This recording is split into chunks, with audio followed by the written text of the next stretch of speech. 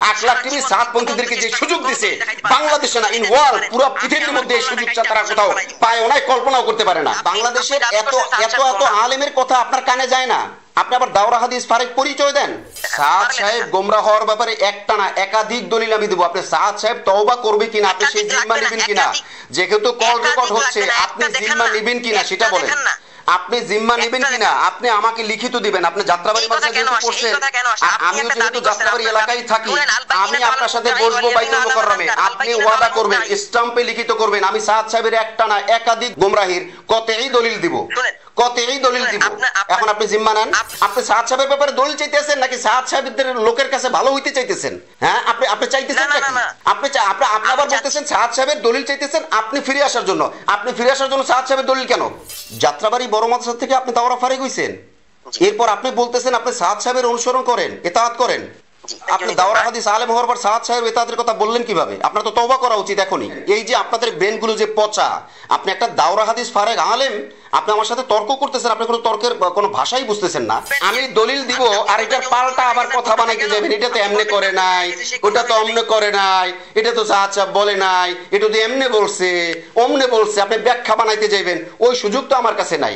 আপনারা যে কি পরিমাণ জ্বালান, আপনারা যে কি পরিমাণ নির্যাতন আমাদেরকে করেন, আপনারা যে কি পরিমাণ জ্বালাইতেছেন, কি পরিমাণ মানুষকে মিসগাইড করতেছেন, এটা 8 লাখ টিভি বলবে, ইনশাআল্লাহ বলবে, পথভ্রষ্টদের কথা বলবে। আপনি খুনিদের পক্ষে কথা বলেন, লজ্জা করে না? ছি, আপনার বিবেকের উপরে আপনি আবার দাওরা হাদিস পরিচয় দেন। ছি। আপনারা কল রেকর্ড শুনলে আপনারা বুঝবেন যে আসলে আমরা কতটা নির্যাতনের শিকার হই, শুধু আওয়াম থেকে না, শুধু আউলা জাউলা মানুষ থেকে না, শুধু আত্রা ফাত্রা থেকে না, এই ধরনের ভদ্রবেশের দাজ্জালিপানা থেকেও আমরা নির্যাতিত হই, এরকম বহুত, এটা আমরা দেই না। আসসালামু আলাইকুম ওয়া রাহমাতুল্লাহ। ওয়া আলাইকুম আসসালাম ওয়া রাহমাতুল্লাহ। কে বলছেন? আমি আব্দুল হাদি, বিবাড়িয়া থেকে, বাঞ্ছারামপুর থানা। জি আব্দুল হাদি ভাই, বিবাড়িয়া বাঞ্ছারামপুর। আপনি কোন বিষয়ে কথা বলবেন? তাবলীগের বিষয়ে। তাবলীগের বিষয়ে কথা বললে কথা রেকর্ড হবে, কথা পাবলিশও হতে পারে। আচ্ছা আচ্ছা, জি বলুন। যে আসলে আমি আপনার ভিডিও দেখি এবং সবসময় দেখি, আলহামদুলিল্লাহ। তো আপনার কাছে একটা প্রশ্ন ছিল শুধু।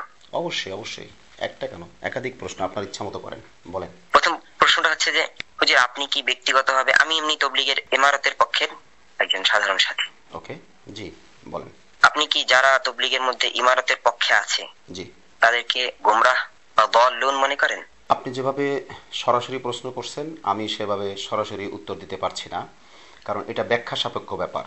তবে এইখানে আমার একটু ব্যাখ্যা করে, সংক্ষেপ, একদম সংক্ষেপ ব্যাখ্যা করে এভাবে বলবো, ইতাআত অংশের মধ্যে আমি আমার অবজারভেশনে প্রায় 5 রকমের চাইতেও বেশি মানুষ আমি পেয়েছি। তো যেহেতু 5 রকমের মানুষ আমি পেয়েছি, এই 5 রকমের মধ্যে 2-1টা অবস্থা এইরকম যে যাদেরকে অবশ্যই গোমরা বলতে হবে, 100% গোমরা বলতে হবে। আবার 2-1টা অবস্থা আমরা এরকম পাইছি যেটাকে গোমরা বলার সুযোগ নাই, তবে সে বিপদগামী বলা চলে, গোমরা হওয়ার পথে, অর্থাৎ গোমরার সমর্থনে থাকলে গোমরা হওয়ার পথে ওই রকম, কিন্তু উনি নিজে গোমরা না। আমি আর একটু খুলে বলি আপনাকে। মনে করেন এক ধরনের লোককে আমি পেয়েছি যারা আলেম ওলামাদেরকে ওপেন গালিগুলোজ করতেছে, আলেম ওলামাদেরকে স্বীকারই করতেছে না, তো তাকে আমি পথভ্রষ্ট স্পষ্ট মনে করি। আবার এক ধরনের লোক আমরা পেয়েছি যে তার কথায় আলেম ওলামাদেরকে যথেষ্ট সম্মান করতেছেন, কিন্তু ইতাআত অংশকে বা সাদ সাহেবের অংশকে, ইমারতের অংশকে সে অস্বীকার করে না, সে ওইটার সাথেও আছেন। তাহলে এইটার সাথে যদি কন্টিনিউ থাকেন তাহলে আমি মনে করি সেও গোমরাহির পথে, কিন্তু গোমরা না। অতএব আপনার যে প্রশ্ন, ইতাআত অংশের ভাইদেরকে আমি গোমরা মনে করি কিনা, আমি তাদের সকলকে গোমরা মনে করি না, আবার সকলকে শুদ্ধও মনে করি না। জি বলেন। জি জি জি হুজুর, আমি আসলে প্রশ্নটা একটু আবার করতে চাই, প্রশ্নটা একটু ভুল হয়েছে। প্রশ্নটা আসলে সাদ সাহেবকে আপনি গোমরা মনে করেন কিনা?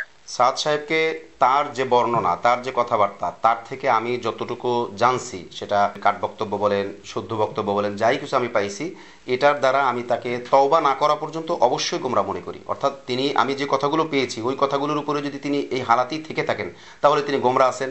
আর যদি তিনি নিজে নিজে শুদ্ধ হয়ে থাকেন, ওটা তার আমাকে বলেন না বা দুনিয়াকে বলেন না, বললে আমরা জানতাম, তাহলে সে গোমরার মধ্যে আছে। শুদ্ধ হয়ে গেলে শুদ্ধ হয়ে গেছেন। জি আচ্ছা আচ্ছা, এমনি সাদ সাহেব কি কোনো, তাহলে আমি এবার অন্য একটা প্রশ্ন করতে চাচ্ছি। অবশ্যই, যেহেতু আপনি সাদ সাহেবকে গোমরা মনে করেন। অবশ্যই। হুজুর, কোরআন হাদিসের ভিত্তিতে জি কোন বিষয়ের ব্যাপারে চূড়ান্ত যদি সিদ্ধান্ত দিতে হয় শরীয়তে, জি, যে হক বাতিল, জি, গোমরা, হালাল হারাম, এরকম সিদ্ধান্ত দিতে হলে জি, কি রকম দলিল লাগে? দলিল কথাই না জন্নি। আমি এখানে ইলমি আলোচনায় যেতে চাচ্ছি না, ইলমি আলোচনায় একদমই যেতে চাচ্ছি না। এর আগে আপনাকে একটু জানা দরকার, মানে আপনার সম্পর্কে আমার জানা দরকার। আপনি কি আলেম নাকি সাধারণ? আমি আসলে দাওরা শেষ করেছি। দাওরা শেষ করলে বিষয়টা আপনি একদম ক্লিয়ার জানেন। এখানে আর এটা আমার কাছে প্রশ্ন করার দরকার নাই। তবে যতটুকু দলিলের প্রয়োজন আমি অতটুকু দলিল মনে করি আমি পেয়েছি। জি আচ্ছা আচ্ছা, ঠিক আছে, তাহলে আমি আপনাকে শুধু লাস্ট একটা চ্যালেঞ্জ করে রেখে দিচ্ছি। আমার ব্যক্তিগতভাবে আপনাকে আমি প্রশ্নটা করতেছি, যদি পারেন উত্তর দিয়েন। জি। প্রশ্ন হচ্ছে যে মানে সাদ সাহেবের ব্যাপারে কোরআন হাদিসের ভিত্তিতে এমন কোন দলিলে কতই দেখাইতে পারবেন যে এই দলিলে কতইর ভিত্তিতে সাদ সাহেব গোমরাহ? এমন একটা দলিলে কতই কি পাওয়া যাবে? এই প্রশ্নের জবাব আপনি আমার কাছ থেকে চাইতেছেন, ওকে ফাইন, আলহামদুলিল্লাহ। এর আগে আপনি আমাকে অনেকগুলো প্রশ্ন করছেন, আমি একটা কথা বলে মানে আপনি একটা প্রশ্নের কথা বলে কয়েকটা প্রশ্ন করছেন, এই পর্যন্ত 3টার উপরে প্রশ্ন করছেন, আর এটা সম্ভবত 4 নাম্বার। না আমি বলছি আপনারটা আমি শুনেছি, এবার আমারটা আপনাকে শুনতে হবে। আপনি যে সাদ সাহেবের ব্যাপারে আপনি বলেছেন যে একটা কেন অনেকগুলি করতে পারেন প্রশ্ন, সমস্যা নাই। না আমি তো আপনাকে নিষেধ করি নাই, এখনো তো আমি অস্বীকৃতি দিচ্ছি না। আপনি যতটা প্রশ্ন করবেন আমি সবটাই নিব, কিন্তু আপনি তো একটার কথা বলেছিলেন, আমি সেটা আপনাকে স্মরণ করে দিব না? তো আমি আপনাকে স্মরণ করে দিলাম একটা প্রশ্নের কথা বলে আপনি কয়েকটা প্রশ্ন করছেন, কিন্তু কয়েকটা তো আপনি করে অন্যায় করেন নাই। আমি তো আপনাকে অন্যায়কারী বলতেছি না, আমি বলতেছিটা কি, আপনি একটা প্রশ্ন করার আবেদন করছেন, কিন্তু আপনি অনেকগুলো প্রশ্ন করছেন, যদিও সেটা অনুমতি সাপেক্ষে, সেটা আমিও আপনার অ্যাপ্রিসিয়েট করতেছি। আপনার প্রশ্নকে আমি অ্যান্সার দিচ্ছি, আমি ভালোভাবেই নিচ্ছি এবং নিব যতগুলো প্রশ্ন আপনি করবেন। হ্যাঁ, শেষ প্রশ্নটা আবার করেন আপনি। সাদ সাহেব গোমরাহ হওয়ার ব্যাপারে জি কোরআন হাদিসের থেকে একটা দলিলে কথাই দেখাইতে পারবেন কিনা? সাদ সাহেব গোমরাহ হওয়ার ব্যাপারে কোরআন হাদিস থেকে আপনি দলিল চাইতেছেন, এটার আগে আপনি আমাকে বলেন সাদ সাহেব গোমরাহ না, এইটা আপনি কি করে ক্লিয়ার হলেন? কিসের ভিত্তিতে? না আপনার এমন কি ডকুমেন্ট আছে, এমন কি ভিত্তি আছে সাদ সাহেব গোমরাহ না? আপনি কিসের ভিত্তিতে বলতেছেন? আচ্ছা বলতেছি, একটা লোক যখন গোমরাহ হইছে তার আগে সে ভালো ছিল না? সাদ সাহেব কি শুরু থেকে, জীবনের শুরু থেকে গোমরাহ ছিল, জন্মের পর থেকে? না, জন্মের পর থেকে মানুষ গোমরাহ হওয়ার কোনো সুযোগ নাই। আচ্ছা, সাদ সাহেব কি জীবনের কি বলে যখন ওনাকে যখন সূরা বানানো হয়েছিল 2014 সাল পর্যন্ত, বা যখন সূরা যখন বানানো হয়েছিল, ওনাকে সূরা কখনোই বানানো হয় নাই। ওনাকে 3 জনের মধ্যে একজন বানানো হয়েছিল না? ওনাকে সূরা সদস্য বানানো হয়েছে, একমাত্র সূরা ব্যক্তি ফয়সাল বা ওনার ফয়সালায় সব চলবে। 3 জনের কথা বলছি। শুনেন, আমি আপনাকে বলি, এখানে একটা কথা ক্লিয়ার করে যাবেন, যত প্রশ্ন আপনি করবেন আমি ইনশাআল্লাহ আমার সাধ্যমতো আমি উত্তর দেব। আমি সবটা জানি এমন না, বাকি আমি যতটুকু জানি, আপনি যেহেতু প্রশ্নের মাধ্যমে ক্লিয়ার করতে চাইতেছেন, অবশ্যই এটা ভালো, এটার দ্বারা অনেক কিছু পরিষ্কার হয়ে যাবে। আমি আপনাকে কি বলছি, আপনি বলছেন ওনাকে যখন সূরা বানানো হয়েছে, আমি কি বলছি ওনাকে এককভাবে সূরা বানানো হয়নি। না, এখানে শুনেন, আমি বলি আপনাকে, একটু ক্লিয়ার করি, না করলে আপনি বুঝবেন না বিষয়টা। আমি এই কথাটা কেন বলতে যাব, আমি এই কথাটা এজন্য বলতে গেলাম যে ওনার তো সূরা নিয়ে ঝগড়া না, ওনার তো ইমারত নিয়ে ঝগড়া। তো সূরা ওনাকে বানানো হয়েছে কিভাবে? না আমি বলি, ওর সূরা বানানো হয়েছে কিভাবে?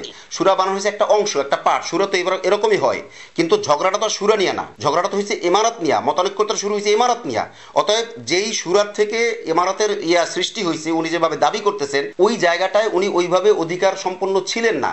এটা উনি অনধিকার চর্চা করে উনি সেই মানে পদাধিকার বলেন বা যেভাবে বলেন, উনি সেটাকে জোর খাটাইয়া এরপরে উনি একটা কৌশলে চলে গেছেন।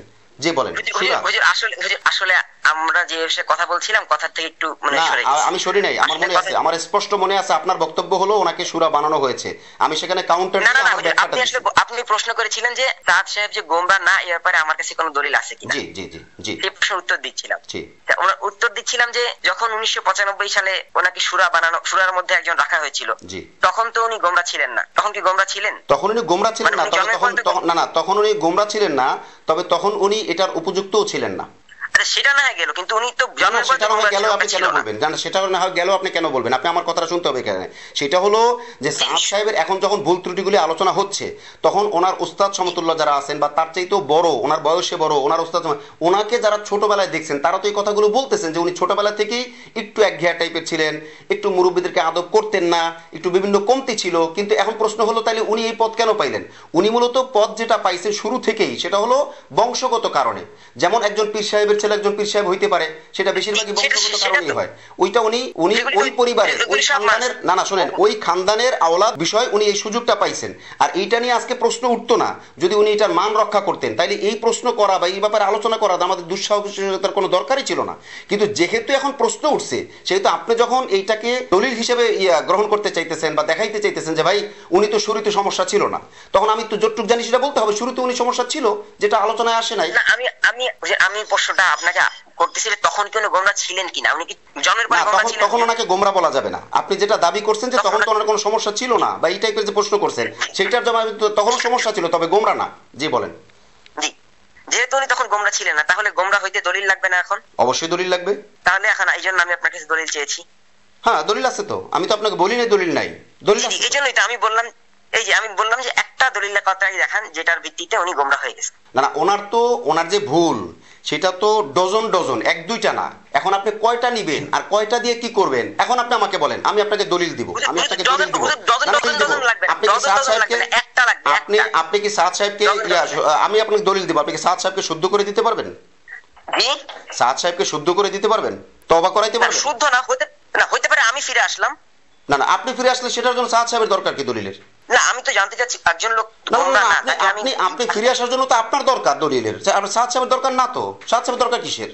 আমি আপনাকে কি বলছি, এই যে শোনেন, এই যে আপনাদের ব্রেন গুলো যে পচা, আপনি একটা দাওরা হাদিস ফারেক আলেম, আপনি আমার সাথে তর্ক করতেছেন, আপনি কোনো তর্কের কোনো ভাষাই বুঝতেছেন না। আপনি আমাকে বললেন ইতাআতিদেরকে আপনি গোমরা মনে করেন কিনা, আমি আপনাকে ক্লাস নির্ধারণ করে বললাম, 5টা ক্লাস উল্লেখ করলাম, যেটা আমি ভিডিও বার্তার মধ্যেও বলেছি। তো এরপরে আমি আপনাকে সেখানে পরিষ্কার করে বলে দিয়েছি আমি সব ইতাআতিকে গোমরা মনে করি না, আবার সব ইতাআতিকে শুদ্ধ মনে করি না। এখন আপনি ফিরে আসার জন্য দলিল চাইতেছেন, আপনাকে আমি গোমরা বলছি কিনা? আপনাকে আমি গোমরা বলছি কিনা? না না, আপনি আমার এই কথার জবাব দেন, আপনাকে আমি গোমরা বলছি কিনা? আমার কথা শুনবেন? না না না, আপনি আমাকে আমার কথা জবাব আগে দিতে হবে তো। আপনাকে আমি গোমরা বলছি কিনা? না আমাকে গোমরা বলেন না। আপনাকে আমি গোমরা বলি নাই, তাহলে আপনি যদি নিজেকে গোমরা দাবি করে ফিরে আসতে চান সেজন্য সাদ সাহেবের দলিল চাইবেন কেন? না না না না না হুজুর, আমি আপনাকে সেটা বলিনি। আমি আপনাকে বলি, আমি শুরুতে আমার প্রশ্নকে পাল্টায় নিছি যে আমি ইতাআতিদের কথা বলতেছি না, সাদ সাহেবের ব্যাপারে বিশেষ করে জিজ্ঞেস করছি। না না, সাদ সাহেব অবশ্যই আপনি সাদ সাহেবের কথা জিজ্ঞেস করবেন। আপনি তো শুরুতেই সাদ সাহেবের কথা জিজ্ঞেস করেন নাই, আপনি প্রথমে শুরুতে জিজ্ঞেস করিনি। আমি বলছি সাদ সাহেব গোমরা কিনা। আপনি যেহেতু বললেন সাদ সাহেব গোমরা, আমি আপনার কাছে দলিল চাইলাম।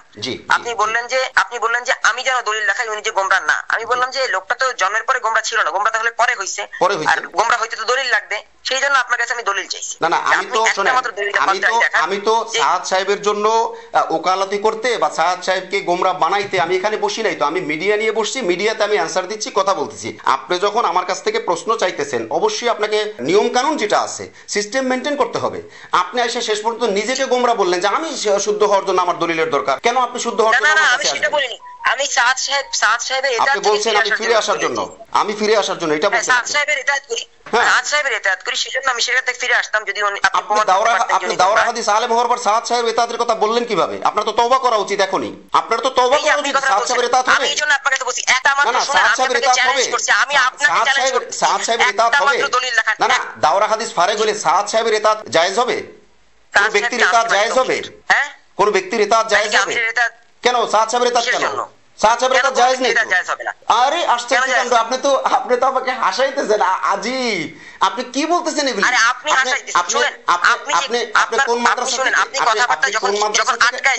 থেকে দাওরা ফারিগ হইছেন? আপনি কোন মাদ্রাসা থেকে দাওরা বলতে পারবেন? আমি আপনাকে বাইফোর্স বলতেছি না, আপনি কোন মাদ্রাসা থেকে দাওরা ফারিগ হইছেন? মাদ্রাসার নাম বলা যাবে কি? জি বলা যাবে। জি, মাদ্রাসার নাম বলুন। মাদ্রাসা যাত্রাবাড়ি বড় মাদ্রাসা। যাত্রাবাড়ি বড় মাদ্রাসা থেকে আপনি দাওরা ফারিগ হইছেন? এরপর আপনি বলতেছেন আপনি সাদ সাহেবের অনুসরণ করেন, ইতাআত করেন। না, আপনার সাথে আমার কোনো তর্ক হতে পারে না। আপনি আচ্ছা ওইটা আমি শেষ করে দিই। আপনাকে যেটা বলছিলাম যে সাদ সাহেবের দলিল দিব, সাদ সাহেবকে আপনি তওবা করাইতে পারবেন কিনা, ফিরাইতে পারবেন কিনা, সেই জিম্মা আপনি নিতে পারেন কিনা? সেইটার কথা কেন আসবে? আমি আপনাকে জিজ্ঞেস করছি আপনি আমাকে কিন্তু গোমরা বলেছেন। সাদ সাহেবের ব্যাপারে দলিল চাইবেন, আপনি উম্মাহকে গোমরা করবেন, আপনাকে বলা হয়েছে কল রেকর্ড হইতেছে, কল পাবলিশ হবে, আপনি ফাইজলামি করবেন, মানুষকে পথভ্রষ্ট করবেন, দাওরা হাদিস পরিচয় দিয়া, আবার যাত্রাবাড়ির পরিচয় দিয়া, আপনাকে ধরবো না মানে?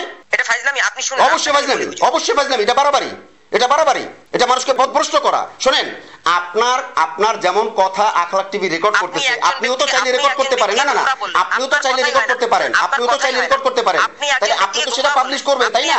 তাহলে আপনার মাথায় সেটা রাখতে হবে যে ইউসুফ মাহমুদের সাথে আপনি কথা বলতেছেন, অত চারটিখানি ব্যাপার না। আপনি সাদ সাহেবের ব্যাপারে দলিল চাইতেছেন, নাকি সাদ সাহেবদের লোকের কাছে ভালো হইতে চাইতেছেন? হ্যাঁ, আপনি চাইতেছেন নাকি? আপনি আবার বলতেছেন সাদ সাহেবের দলিল চাইতেছেন আপনি ফিরে আসার জন্য। সাদ সাহেবের দলিল কেন? আপনি ইতাআত থেকে ফিরার জন্য সাদ সাহেবের দলিল কেন? আর কওমি কোন আলেম সাদ সাহেবের ইতাআত করতে পারে না? প্রশ্নই আসে না, নেভার, এটা হইতেই পারে না, এটা কোনোভাবেই সম্ভব না। কেন করতে পারে না? কোনোভাবেই সম্ভব না, কোনো মাখলুকের ইতাআত হবে না, ইতাআত হবে আল্লাহ রাসূলের। সাদ সাহেব তো পথভ্রষ্ট, তার ইতাআত কেন হবে? প্রশ্নই আসে না। শুনেন, এখন আপনি আমাকে বলেন আপনি কোন উদ্দেশ্যে ফোন করছেন সেটা বলেন। আপনার মোটিভটা, আপনার ফোন করার মোটিভটা আমি পেয়ে গেছি, আপনাকে আমি চিনে ফেলেছি, আপনার মোটিভ আমি পেয়ে গেছি, আপনার কথার ধরন আমি বুঝে ফেলেছি। এখন আপনি আমাকে বলেন আপনি আর কি চান সেটা বলেন। সাদ সাহেবের ব্যাপারটা, শরীয়তের নীতি নির্ধারক কি আপনি? আস্তাগফিরুল্লাহ, এটা কোনো মানুষ হইতে পারে? যদি শরীয়তের নীতি নির্ধারক শরীয়ত, শরীয়তের নীতি নির্ধারণই শরীয়ত করবে, এটা কোনো মানুষ করতে পারে না। জি, শরীয়ত কি আল্লাহ তাআলার কিতাব, রাসূলের সুন্নাত, এগুলি শরীয়ত না? অবশ্যই শরীয়ত। জি, আমি এই জন্য আপনার কাছে জানতে চেয়েছি, আপনি যে একটা কথা বললেন সাদ সাহেব পথভ্রষ্ট, সাদ সাহেব গোমরা, আমি আপনার কাছে স্পষ্ট জানতে চাচ্ছি, শর্টকাট প্রশ্ন, যে সাদ সাহেব গোমরা হওয়ার ব্যাপারে কোরআন হাদিস থেকে একটা দলিলের কথাই দেখান, একটা মাত্র দলিলের কথাই দেখান। সাদ সাহেব গোমরা হওয়ার ব্যাপারে একটা না একাধিক দলিল আমি দেব। আপনি সাদ সাহেব তওবা করবে কিনা, আপনি সেই জিম্মা নেবেন কিনা, যেহেতু কল রেকর্ড হচ্ছে, আপনি জিম্মা নেবেন কিনা সেটা বলেন। আপনি জিম্মা নেবেন কিনা আপনি আমাকে লিখিত দিবেন। আপনি যাত্রাবাড়ি মাদ্রাসা যেহেতু পড়ছেন, আমিও যেহেতু যাত্রাবাড়ি এলাকায় থাকি, আমি আপনার সাথে বসবো বাইতুল মুকাররমে, আপনি ওয়াদা করবেন, স্টাম্পে লিখিত করবেন, আমি সাদ সাহেবের একটা না একাধিক গোমরাহির কতই দলিল দিব, কতই দলিল দিব। এখন আপনি জিম্মা নেন, আপনি জিম্মা নেন, আপনার কথা, আপনি জিম্মা নেবেন কিনা, আপনি জিম্মা নেবেন কিনা, আপনি কি আমার কথা শুনবেন? আপনি জিম্মা নেবেন কিনা? না না না, আপনার কথা আমি শুনবো কেন? আপনি তো আমাকে, আপনি প্ল্যান করে ফোন করে আপনি আমাকে বিতর্কিত করার চেষ্টা করতেছেন। অতএব আপনি যেহেতু বিতর্কিত করার চেষ্টা করতেছেন, আমি আপনাকে বুঝতে হবে, আপনাকে আমার বুঝতে হবে আপনি কি চাইতেছেন। আপনি উম্মাকে গোমরা করবেন, এটা তো হইতে পারে না, এটা আমি হইতে দিব না, তো এটা হইতে দেওয়া উচিত না। আপনি আপনি আপনি কেন, আপনি বাংলাদেশের এত এত এত আলেমের কথা আপনার কানে যায় না, আপনি আবার দাওরা হাদিস ফারেক পরিচয় দেন। আমি তো কাউকে মাদ্রাসার পরিচয় জিজ্ঞাসা করি না, এটা আমি পছন্দও করি না, কিন্তু আপনাকে আমি জিজ্ঞাসা করলাম, অনলি ইউ, শুধুমাত্র আপনি, আপনাকে জিজ্ঞাসা করছি যে আপনি কোন কোন মাদ্রাসা থেকে ফারেক হয়েছেন। কারণ আমি যখন দেখলাম আপনি পরিচয় দিচ্ছেন আলেম, দাওরা হাদিস ফারেক আলেম, আবার আপনি বলতেছেন আপনি সাদ সাহেবের ইতাআত করতেছেন, তখন আমি আপনার পরিচয় জিজ্ঞাসা করছি যে না, আপনার এই পরিচয় এইটা মানে গ্রহণযোগ্য পরিচয় না। এখন আপনি আমাকে বলেন, আপনি সাদ সাহেবের পরিচয়, আপনি সাদ সাহেবের গোমরাহির দলিল আমি একটা না একাধিক আপনাকে দিব, আমি ইউসুফ মাহমুদি দিব, আর কারো কাছে যাওয়া লাগবে না। কিন্তু আপনি সাদ সাহেবকে তওবা করাতে পারবেন কিনা, সেটার জিম্মা আপনি নেবেন কিনা? আচ্ছা, আমি আপনাকে লজিক্যালি একটা প্রশ্ন করি, আপনি কিন্তু লজিক্যালি কথা বুঝতে চাচ্ছেন না। কি লজিক্যালি কথা? আমি আপনাকে লজিক্যালি কথা, কি লজিক্যালি কথা? শরীয়তের সাথে লজিক্যালি কথা নাই তো, শরীয়তের সাথে লজিক্যালি কথা, লজিক্যালি কথা পরে, আগে শরীয়ত পরে লজিক্যালি, আগে শরীয়ত পরে লজিক্যালি কথা, আগে শরীয়ত পরে লজিক্যালি কথা, অবশ্যই অবশ্যই আগে শরীয়ত পরে লজিক্যালি কথা। জি জি জি, এটা আমি অবশ্যই বিশ্বাস করি, মানি। আমার কথা শুনবেন, কথা শুনতেছেন না, আপনি তো কন্টিনিউয়াস কথা বলতে পারেন।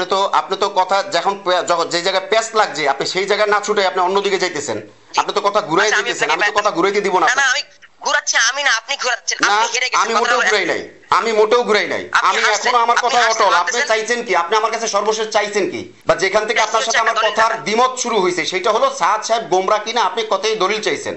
আমি কতই দলিল দেওয়ার জন্য প্রস্তুত। আমার কথা হলো আপনি দলিল নিয়ে কি করবেন? আপনি বলতেছেন আপনি নিজে ফেরার জন্য, না, আপনি নিজে ফেরার জন্য সাদ সাহেবের দলিলের কোনো প্রয়োজন নাই। এটা একটা মানে ভাওতাবাজি কথাবার্তা, এটা আমি গ্রহণ করি না। যেহেতু আপনি আমার সাথে কথা বলতেছেন, সেহেতু আমার কথাকে আপনাকে প্রায়োরিটি দিয়েই আগাইতে হবে। যেমন আপনার সাথে আমি কথা বলতেছি, আপনার কথা আমি শুনতেছি, আপনাকে গুরুত্ব দিয়েই আমার আগাইতে হবে। অতএব যখন আপনি বলছেন আপনার ফেরার জন্য, তখন আপনি ধরা পড়ে গেছেন। আপনার ফেরার জন্য না, আপনি সাদ সাহেব গোমরা না এটা প্রমাণ করতে চাইতেছেন, এটা আপনি আমার মুখ থেকে বের করতে চাইতেছেন। ঠিক আছে, আমি আপনাকে প্রমাণ দিব, 100% প্রমাণ দিব সাদ সাহেব গোমরা কতই দলিল, কিন্তু আপনি তাকে তওবা করাইবেন কিনা, পারবেন কিনা, সেই জিম্মা আপনি নেন কিনা, সেটা আপনি আমাকে বলেন। এবার আমার কথা শুনবেন না? আপনি ওইটা আগে বলে নিতে হবে, ওইটা আগে বলে নিতে হবে। আপনি সাদ সাহেবকে ফিরাইতে পারবেন কিনা সেটা আগে বলে নিতে হবে। সেটা তো আমার সাধ্যে নাই। না না না, সাধ্যে না থাকলে আপনি সাদ সাহেবের ব্যাপারে ফোন করবেন কেন? আপনি বেশি থেকে বেশি জানতে চাইবেন না, আপনি বেশি থেকে বেশি জানতে চাইবেন না। না শুনেন, আমার কথা শুনেন, মা ইয়ালফিযু মিন কওলিন ইল্লা লাদাইহি রাকিবুন আতীদ। শুনেন, মা ইয়ালফিযু মিন কওলিন ইল্লা লাদাইহি রাকিবুন আতীদ, এই আয়াত তো আপনি পড়ছেন। আপনি যদি মাওলানা হন, দাওরা হাদিস ফারেক মাওলানা হন, তাহলে আপনি এই আয়াত সম্পর্কে ভালোই জানেন। আপনি জানেন ফামান ইয়ামাল মিসকালা যাররাতিন খায়রান ইয়ারা ওয়া মান ইয়ামাল মিসকালা যাররাতিন শাররান ইয়ারা, আপনি খুব ভালো করে জানেন। এই কথাগুলো পড়তে পড়তে আপনি বড় হইছেন। আপনি যদি দাওরা হাদিস ফারেক হন, এই আয়াতগুলো পড়তে পড়তে, তরজমা পড়তে পড়তে আপনি বড় হইছেন। তাইলে আপনি যদি এই আয়াতগুলো পড়তে পড়তে বড় হন, তাহলে অবশ্যই আপনি জানেন যে ইউসুফ মাহমুদি কোনো ঠেকা পড়ে নাই যে সাদ সাহেবকে গোমরা বানাইয়া তার জিম্মা ইউসুফ মাহমুদি নেবে। এত পাগল ইউসুফ মাহমুদি হয় নাই, কোনো দরকার পড়ে না। না না না, আপনি ওই কথার জবাব আগে দিতে হবে আপনাকে। আপনার ওই কথার জবাব আগে, আপনি যতই ঝগড়া করেন, আপনি যে ধান্দাবাজির জন্য ফোন করছেন, আপনি যে মতলববাজি নিয়ে ফোন করছেন, ওইটা তো আমি বুঝি ভাই, ফোন ধরলি আমি বুঝি, ওইটা আমি ফোন ধরলি বুঝে ফেলাই, ওইটা আমি ফোন ধরলি বুঝে ফেলাই। এখন আপনি আমাকে বলেন, এখন আপনি আমাকে বলেন, এখন আপনি আমাকে বলেন, আপনাকে যে তিনটা আয়াতের কথা বললাম, আপনাকে যে তিনটা আয়াতের কথা বললাম, এ ব্যাপারে আপনার বক্তব্য কি? আপনাকে তিনটা আয়াতের কথা, কোনো ফায়দা হবে না। আমি কথা বলতে পারি আলহামদুলিল্লাহ, আমার শরীরে রুহু থাকলে, আমি অসুস্থ হলে আমি কথা বলতে পারি ইনশাআল্লাহ। আশা করি আমার সাথে কথা বলে আপনি পারবেন না, আপনি থেমে যেতে বাধ্য হবেন। হয়তো আপনার ব্যালেন্স শেষ হবে, না হয় আপনি থেমে যেতে বাধ্য হবেন। আমার সাথে কথা বলে আপনি ইনশাআল্লাহ পারবেন না, আপনি পারবেন না। যত পেঁচাল পারেন, আমি সুযোগ দিব না, আমি সুযোগ দেই, আমি শুরুতে খুব সুযোগ দেই। তারপর যখন দেখি ধান্দাবাজ, মতলববাজ, কথা পেঁচানি, আমি যখন দেখি যে কৌশলবাজ, আমি যখন দেখি যে ওই যে টুপাইস কামানেওয়ালা, আমি যখন দেখি ধান্দাবাজি লেগে ব্যস্ত হয়ে গেছে, আমি যখন দেখি দুইটা পয়সা কামানোর জন্য গোলাম হয়ে গেছে, তখন আমি আর ছাড় দিই না। তখন আমি ছাড় দিই, আমি বলতে থাকি, হ্যাঁ আপনি আমার কথা নিবেন না, আমি আপনার কথা নিব কেন? কি ঠেকা পড়ছে আমার? কি ঠেকাটা পড়ছে কি আমার? থামলেন কেন বলেন? আপনি তো বলতেছিলেন, বলেন। আমি বলতেছি আপনি হেরে গেছেন, কারণ হচ্ছে আপনি একটা দলিল দেখাতে পারেন। আমি আপনাকে দলিল চাইছি, দলিল দেখাতে পারেন না। আমি আপনাকে চ্যালেঞ্জ, আমি হেরে গেছি তাতে আমার কোনো আপত্তি নাই, আমি হেরে গেছি তাতে আমার কোনো আপত্তি নাই। আপনি সাদ সাহেবকে তওবা করাতে পারতেছেন না, সেইখানে আপনি বলছেন যে আমার জিম্মায় নাই। সাদ সাহেব আপনার জিম্মায় নাই, সেটা তো আমি ভালো করে জানি। কেন জানি জানেন? আমি বলবো আপনার মতো ফাতরা সাতরা সাদ সাহেব পর্যন্ত যাইতে পারবে না। আমি ইউসুফ মাহমুদি চেষ্টা করলে সাদ সাহেবের সাথে আমিও কথা বলতে পারি, সাদ সাহেবের সাথে কথা বলার প্রস্তাব আমার ছিল। অতএব আপনার মাকাম আর আমার মাকাম এক না। আপনি পোল্ট্রি লইতে আসবেন না, যার সাথে পোল্ট্রি নিবেন না। আমি কথা বলা মানুষ, আমি কথা বলা মানুষ, বুঝেন নাই? আমি খুব সহজে লাগি না, আমি খুব সহজে লাগি না। যদি আমি লাগি তাহলে খুব ছাড়ি না। আমার মরণপণ দিয়ে আমি দাওয়াতি কাজ করতেছি। আপনি ওইটা ভাববেনই না, ওইটা ভাববেনই না যে আপনি যা মন চায় তা বলে যাবেন আর আপনি আমার সাথে পার পেয়ে যাবেন। ইম্পসিবল, এটা হইতে পারে না, এটা হইতে পারে না। আমার দাওয়াতি কাজের মধ্যে ডর বলে কোনো শব্দ নাই। আমি ইনশাআল্লাহ, আমি আমার মতো করে বলে যাই, করে যাই ইনশাআল্লাহ। ইনশাআল্লাহ আমি করে যাব, ইনশাআল্লাহ আমি করে যাব। হ্যাঁ বলে যান। শুনেন, আপনাকে আমি কয়েকটা প্রশ্ন করে, না না, আপনি বারবার প্রশ্ন করবেন আর আমি আপনাকে প্রশ্ন করছি, সেটা আপনি উত্তর দিলেন না কেন? আমি তো প্রশ্ন করি নাই, আমি তো আপনাকে প্রশ্ন করি নাই, আমি আপনাকে শুধু শুনাইছি। একটা খালি প্রশ্ন করছি আপনাকে। আমি পুরো কনভারসেশনের মধ্যে কতক্ষণ চলতেছে, এই মনে হয় 21 মিনিট রানিং, এর মধ্যে আমি আপনাকে শুধু একটা প্রশ্ন করছি যে সাদ সাহেবকে আপনি ফিরাইতে মানে তওবা করাইতে পারবেন কিনা। আপনি সেখানে সরি বলছেন, এরপর আপনি হারেন না আর হারছি আমি। এরপর আপনাকে তিনটা আয়াতের কথা বললাম, আপনি আয়াতগুলিকে পাত্তা দিলেন না, আয়াতের কথা আপনি মানলেন না। আপনি কি ধান্দায় ফোন করছেন, কি মতলবে ফোন করছেন, আমি এটা বুঝি না। না, আমি এটা বুঝি না। আপনি বারবার প্রশ্নই করবেন, আমি শুধু উত্তরই দিব কেন? আমি কি আপনার কেনা কেউ যে আমি আপনাকে উত্তর দেওয়ার জন্য বসে রয়েছি?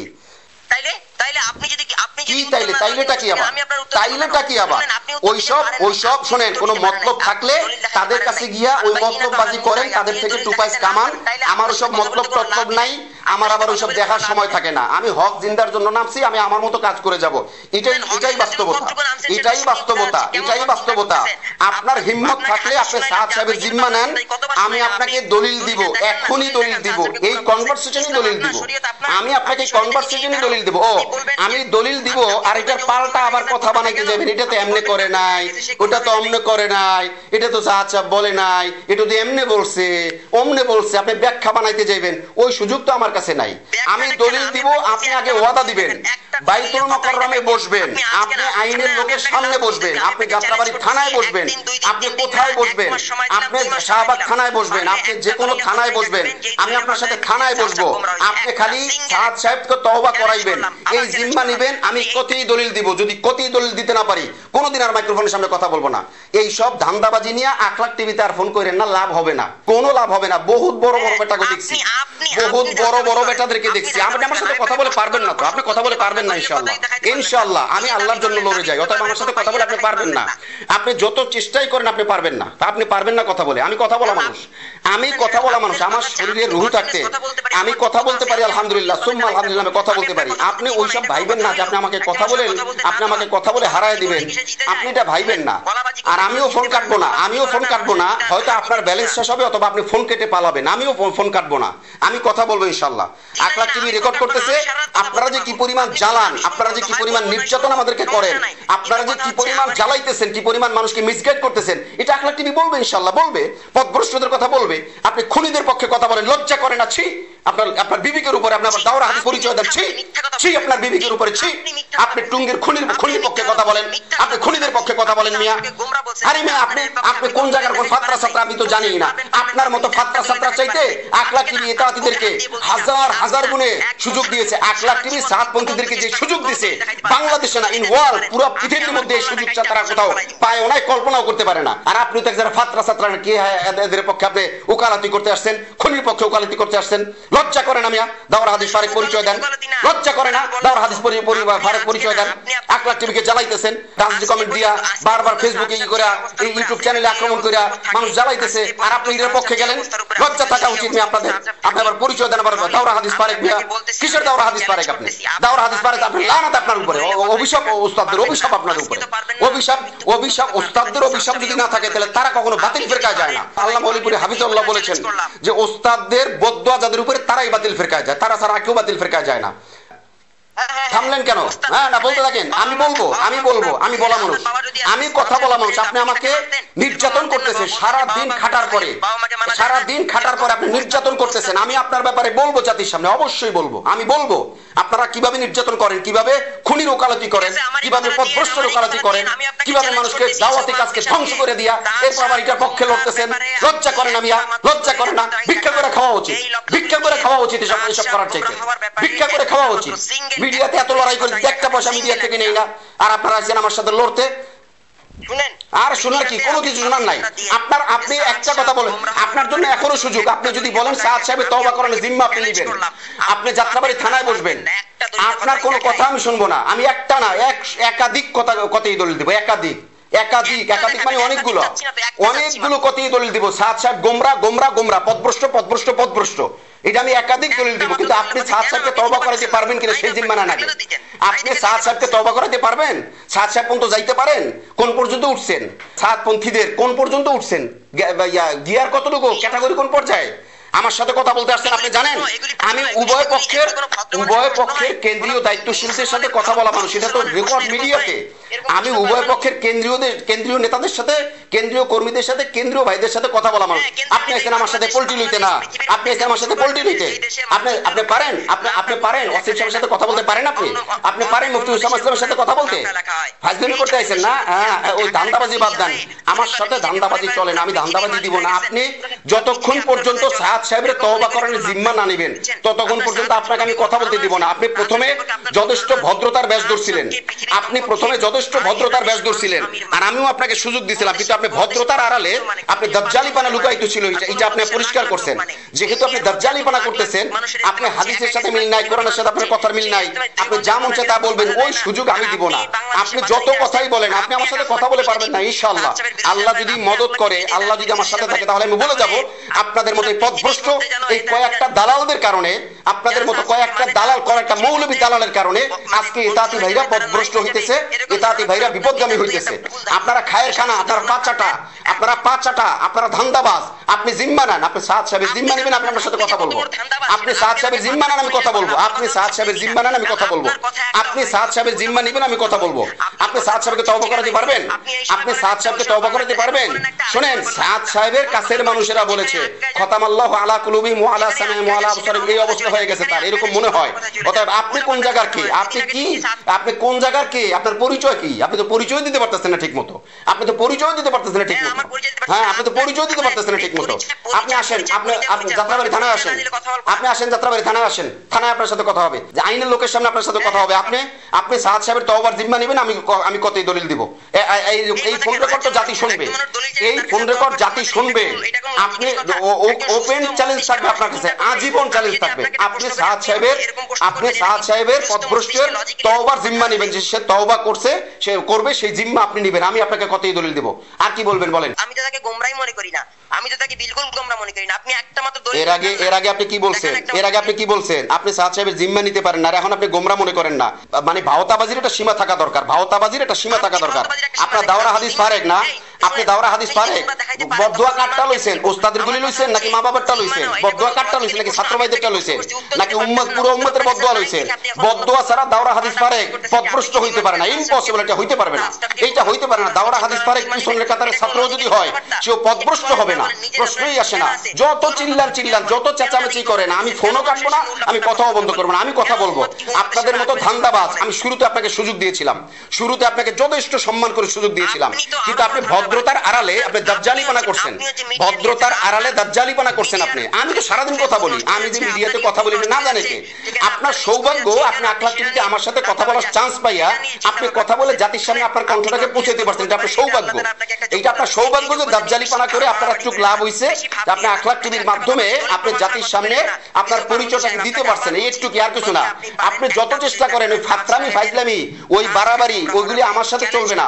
পথভ্রষ্ট কর্ম আর পথভ্রষ্টের সাপোর্ট, খুনির সাপোর্ট, এগুলি আমার সামনে চলবে না, ইনশাআল্লাহ চলবে না, এগুলি আমার সামনে চলবে না। আমি দিব না, সুযোগ দিব না। আপনি সাদ সাহেবের ব্যাপারে তওবা করার জিম্মা নেন কিনা সেটা বলেন আগে। সাদ সাহেব তওবা করবে, সে পথভ্রষ্ট সেজন্য সে তওবা করবে, সে পথভ্রষ্ট সেজন্য সে তওবা করবে। আপনি কয়বার কথা পেঁচাইছেন? আপনি বলছেন যে আমি আমার ফিরে আসার জন্য দলিল চাই। আপনার ফিরে আসার জন্য সাদ সাহেবের দলিল কেন? আপনার ফিরে আসার জন্য সাদ সাহেবের দলিল কেন? আপনি ট্যাবলেট খাইতে পারেন, আপনি পথভ্রষ্ট হইতে পারেন। ইউসুফ মাহমুদী পথভ্রষ্ট হয় না, ইউসুফ মাহমুদী ট্যাবলেট খায় না। ইউসুফ মাহমুদী ইতাআতিদেরকে সুযোগ দিছে, সাতপন্থী আলেমদেরকে সুযোগ দিছে শুধুমাত্র মিলানোর জন্য।